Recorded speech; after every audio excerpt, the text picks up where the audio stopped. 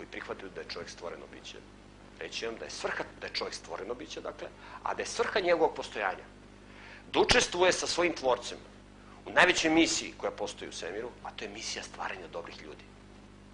Što više budemo imali dobrih ljudi, to ćemo biti bogatiji. Evo način kako da se obogatimo. Da imamo dobre ljude. Što više dobrih ljudi.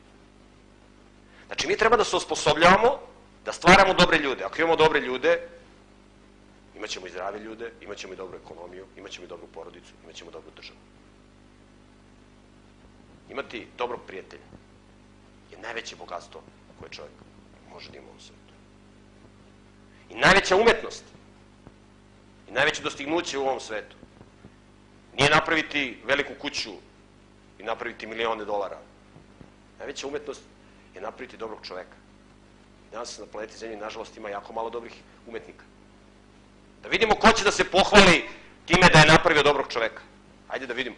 Ljudi se hvale kako su osvojili turnire u tenisu, u košarci, bili svetski prvaci, ne znam, ovi ne znam. Završili fakultete. Lako je završiti fakultet i napraviti veliku kuću. Ajde napravi dobrog čoveka. Ajde napravi dobrog čoveka.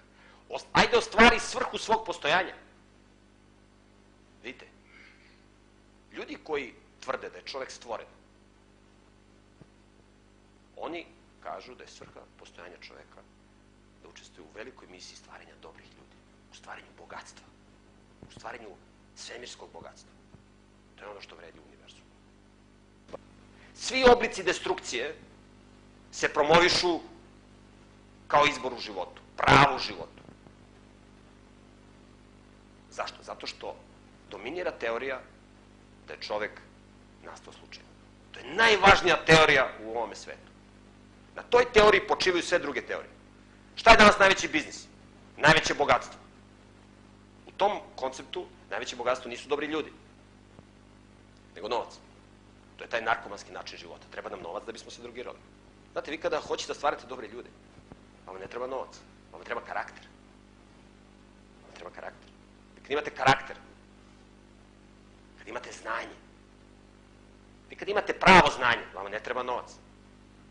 Kako su stvoreni prvi ljudi? Oni su stvoreni u prirodnom ambijentu. Nije bilo novca. I kako je rekao jedan teolog, on je kazao ovako. Temelj svih temelja i stub mudrosti je znati da postoji Bog.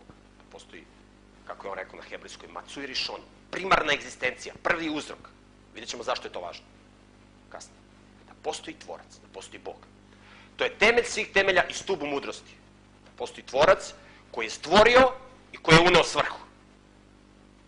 I oni koji učestvuju u toj misiji. Stvaranja dobrih ljudi. To su najbogatiji ljudi, to su najveći umetnici, to su najsrećniji ljudi. Oni koji su roditelji, oni znaju šta znači imati dete. Ne postoji ništa lepše u životu nego imati svoje dete. Ništa. To ne može da se opiše rečima. Ja ne mogu sad da vam opišem rečima. Ja imam decu. Da ne opišem kako to izgleda imati, šta je to, kakve je to osjećaj. To je nešto... Ja kažem, ja bih bio teološki nepismen da nisam imao svoje dete. Ja kad sam dobio svoje dete, ja sam onda bolje shvatio svrhu svog postojanja. I zašto je mene tvorac stvorio i tako. Kakav je danas, u kome se agresivno promoviše koncept uništenja čoveka. Gde god se okrenete oko sebe, vidite uništenje čoveka. Ne stvaranje dobrih ljudi. Ko se danas angažuje oko stvaranja dobrih ljudi? Oni koji se oko toga angažuju, oni se ismejavaju. Roditelji koji se posvete svoje deci, oni se ismejavaju. To nije popularno u savremenom društvu. To nije popularno. Što ne studiraš nešto? Što se ne zaposliš? Šta se ti angažovao oko stvaranja dobrih ljudi? Da se ja setim